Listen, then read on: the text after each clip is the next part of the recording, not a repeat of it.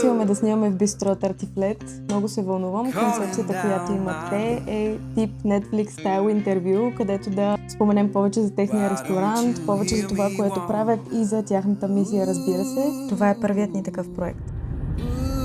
Единственото ми притеснение за момента е, тъй като ще правим видеото тип интервю, дали ще успеем да предразположим достатъчно собствениците, тъй като те ще говорят главно.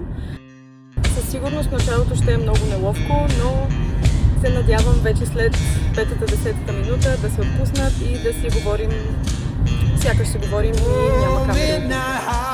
Повечето от продуктите, които се използват в ресторанта, могат да се закупят и от магазина. Това е много важно да се спомене на видеото.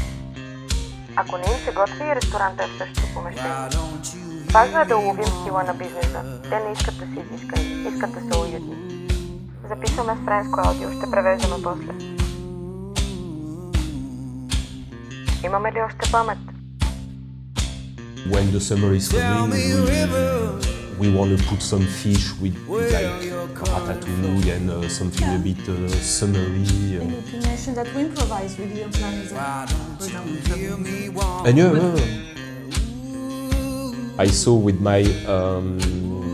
my supplier that I could have the nose of the beef. It's something that you cook with the vinaigrette and pickles and shallot.